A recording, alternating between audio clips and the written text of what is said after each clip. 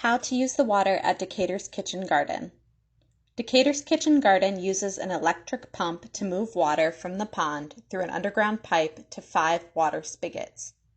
The white plastic water pipe is buried under the central path, running from the gate near the pond to the top of the garden. These paths are marked by ropes. Do not dig in these paths or you will break the pipe. If your garden plot borders this path, be careful not to break the pipe when tilling or digging. If you are digging and hit the pipe, stop and call the garden team.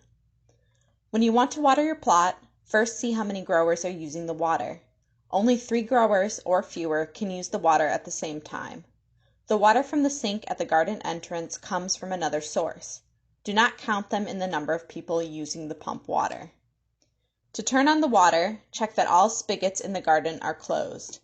Attach a hose to the spigot closest to your garden. Keep the spigot in the closed or off position.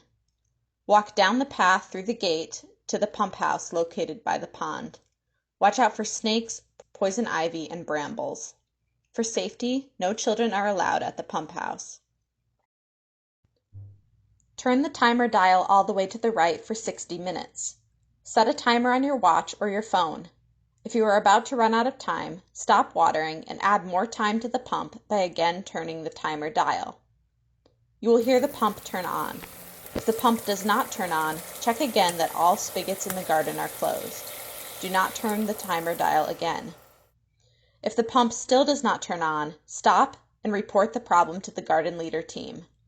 Continuing to try to use the pump will break it, requiring an expensive repair that could result in no water for anyone for weeks.